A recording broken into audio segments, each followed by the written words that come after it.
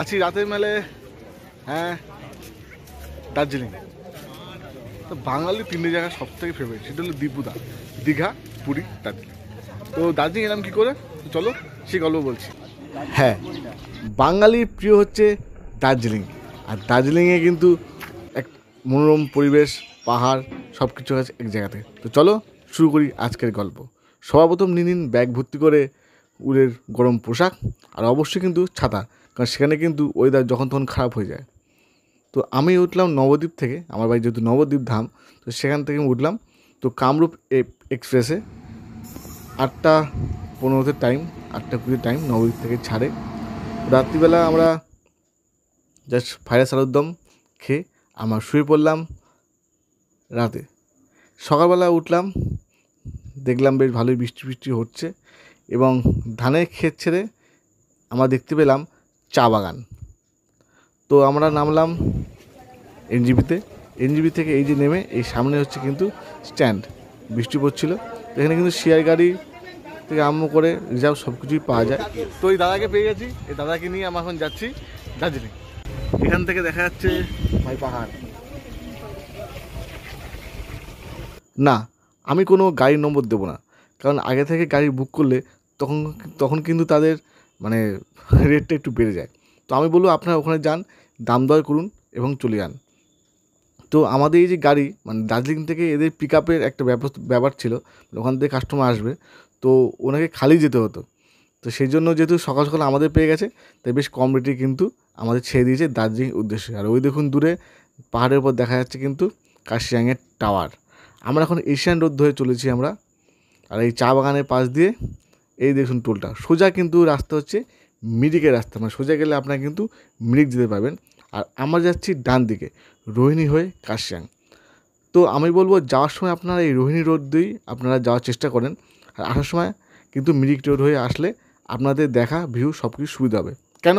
তার কারণ এই দেখুন সামনে কিন্তু সুন্দর বিস্তীর্ণ পাহাড় দেখা যাচ্ছে, পাহাড়ের সারি। এবার দেখুন আপনি যদি এবার কার্শিয়াং হয়ে আসেন, তখন কিন্তু এটা কিন্তু পেছনে পড়বে, তখন কিন্তু আপনার এত সুন্দর দৃশ্য দেখতে পারবেন না। আর ঠিক সেরকমই কিন্তু ওই মিরিকের ক্ষেত্রেও তাই। তো মিরিকের ক্ষেত্রে যখন আসবো, তো সেই ভিউ আপনাদেরকে দেখাবো। তো চলো আমরা এখন এগোই এই সুন্দর মনোরম দৃশ্য দেখতে দেখতে। তো এখানে সোজা কিন্তু গেলে রোহিণী।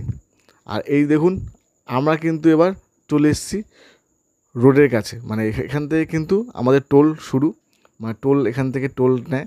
আমাদের কিন্তু 1 টাকাও দিতে হবে না, যা কিন্তু ওই সব আমাদের যে গাড়িতে করেছি গাড়িতেই কিন্তু দেবে। এখান থেকে গাড়ি মানে 20 টাকা করে নেয়, আর বাস মনে হয় 40 টাকা বা 50 টাকা করে নেয়।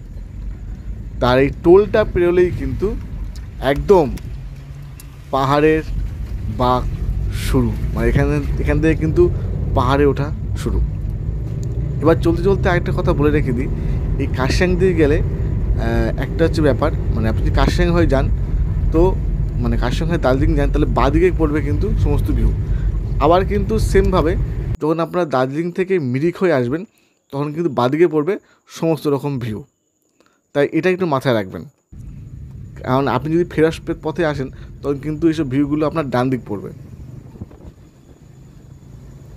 আর চলো এই সুন্দর দৃশ্য দেখতে দেখতে আমরা এগিয়ে যাই আমাদের গন্তব্যের দিকে। তো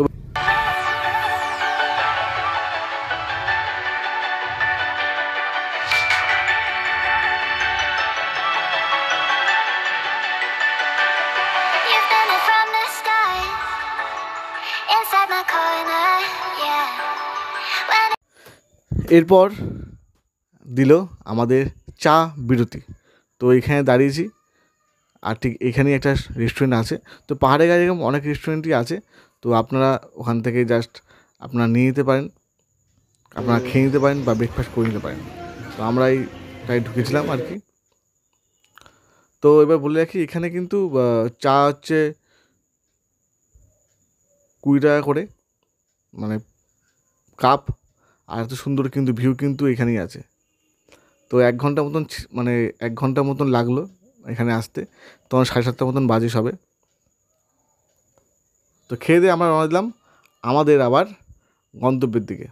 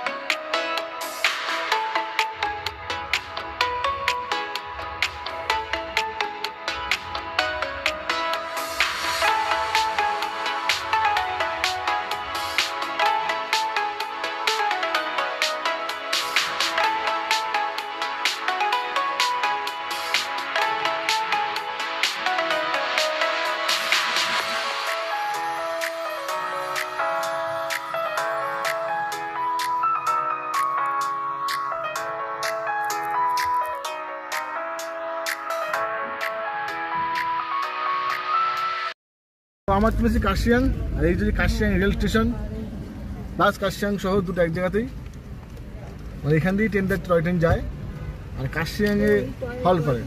এখন আছি কার্শিয়াংয়ে। কার্শিয়াংয়ে অত ঠান্ডা থাকে না, মোটামুটি আরও কিছু যাওয়ার পর তারপর ঠান্ডা আরও বাড়বে। তবে বৃষ্টির জন্য ওয়েদার কিন্তু বেশ ভালো ঠান্ডা, চাপিয়ে নিয়েছি বাট ট্রেনটা লাগাইনি, হালকা ঠান্ডা গরমের মধ্যে আছে। এই হচ্ছে কার্শিয়াং রেল স্টেশন।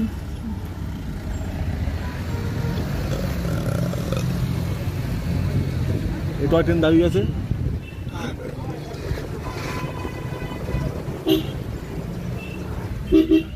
এবার আমরা কার্শিয়াং শহরের মধ্যে দিয়ে আমরা যাচ্ছি।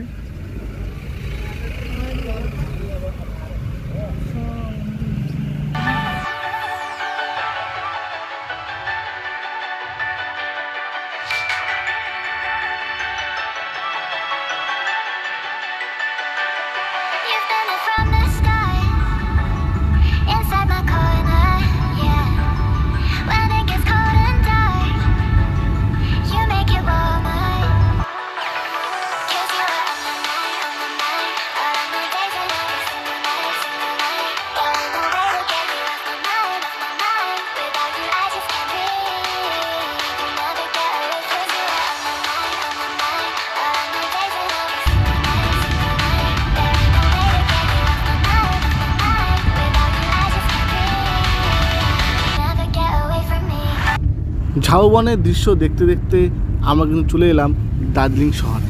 হ্যাঁ, এটা হচ্ছে ঘুম স্টেশন, যা কিনা এশিয়ার সর্বোচ্চ উচ্চতম স্টেশন কিন্তু এই ঘুম স্টেশন।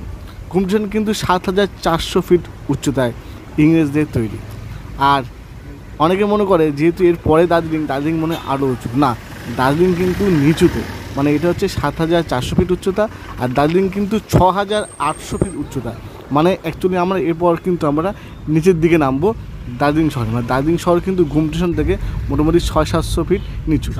আর এইটা হচ্ছে ঘুম মনেস্ট্রি, এটাও কিন্তু একটা টুরিস্ট স্পট। দার্জিলিং শহরে সাইট সিন যখন করবেন এটাও কিন্তু দেখাবে।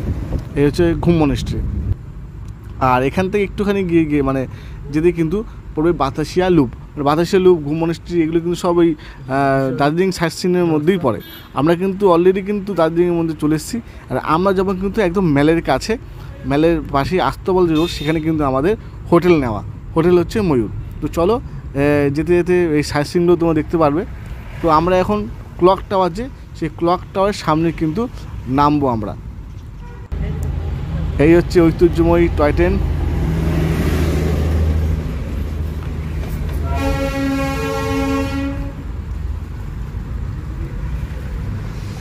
এই পেট্রোল পাম্প। আর এখান থেকে দেখো আমাদের ভাগ্য খুব ভালো, মানে যাকে বলে, মানে বৃষ্টি হওয়া সত্ত্বেও, মানে বৃষ্টি মেঘলা দেখাচ্ছিল ওয়েদার, তা সত্ত্বেও কিন্তু এই যে কাঞ্চনদার দেখা পেয়ে গেলাম, মানে কাঞ্চনজঙ্ঘার ভিউ দেখতে পেলাম সামান্য আর কি। তো এটা একটু ভালো পাওনা ছিল আমাদের। আর এর একটু পরে হচ্ছে সঙ্গে টয় ট্রেন তো আছেই। সব মিলিয়ে একটা নস্টালজিক একটা পরিবেশ যাকে বলে, মানে কাঞ্চনজঙ্ঘা, টয় ট্রেন, এরকম দার্জিলিংয়ের ঠান্ডা ওয়েদার, বৃষ্টি। আর এই হচ্ছে DHR, মানে দার্জিলিং হিমালয়ান রেল স্টেশন। আমরা এখন এই দার্জিলিং হিমালয়ান স্টেশন ক্রস করলাম। আর এর একটু পরেই কিন্তু চকবাজার বা যে ক্লক টাওয়ারটা, সেখানে আমরা পৌঁছে গেলাম। তো সেখানে আমরা নেমেছিলাম এবং ওইখান থেকে নেমে আমরা চলতে শুরু করলাম আমাদের হোটেলের দিকে। তো এই যে এখানে নামলাম, ওই যে ক্লকটা দেখা যাচ্ছে, আর এই কেভেন্টার্স, আর এই সোজা হচ্ছে মেল। এই মেলের সামনে দিয়ে এখন আমরা যাব হোটেলে। আর এখানে কিন্তু আগে বেশ সন্ধ্যের দিকে বসতো অনেক ফুটপাতে সব জিনিসপত্র পারে, এখন এখানে বসার জায়গা করে দিয়েছি সুন্দর। তো এসছে হোটেল ময়ূর, রিসেপশনিস্ট। তো এবার আমাদের ঘরে পরিষ্কারটা হবে আর কি। আর এখান দিয়ে সোজা রিসেপশনিস্ট মধ্যে দিয়ে চলো দেখাচ্ছি। এই ভিউ দেখো ভাই, ভাই নিচে মেঘগুলো দেখো, ও তো নিচে মেঘগুলো খেলা করছে, ধাক্কা লেগে লেগে। মেঘ তো নাকি, হ্যাঁ, কত উপরে আমাদের।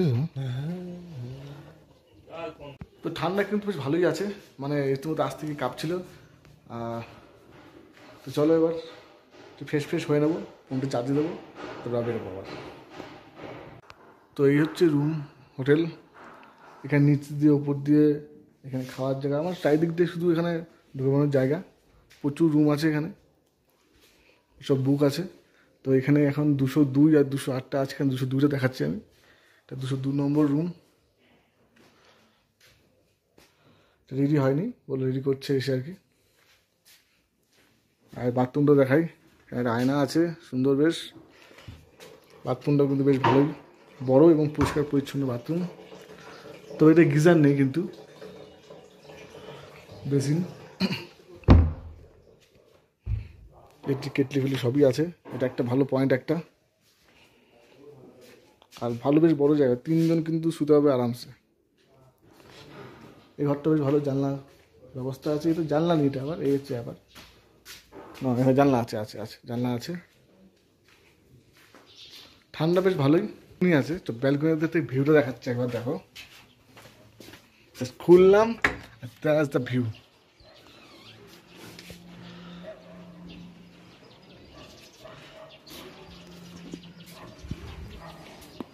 দেখে দাঁড়িয়ে চা খাওয়া যাবে সুন্দর বেশ।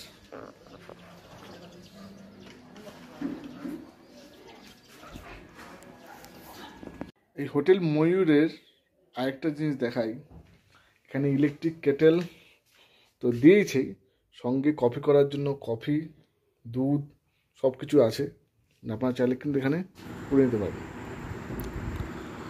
তো হ্যাঁ, আমি কিন্তু ভিডিও বড় করি না, তো যেহেতু ভিডিও বড় হয়ে যাচ্ছিলো ওর জন্য এই পর্যন্ত ভিডিও রাখলাম। মানে এরপর অনেক কিছু আছে দার্জিলিং শহরে, দেখাবো পায়ে হেঁটে 5 পয়েন্ট কী করে আপনারা ঘুরবেন, এবং দেখাবো এখানকার অথেন্টিক কিছু খাবার দাবার দেখাবো আমি আপনাদেরকে, কেমন খাবার দাবার খেতে, এখানকার ওয়েদার। তো চলো দেখা হচ্ছে নেক্সট পর্বে, ততক্ষণ টাটা।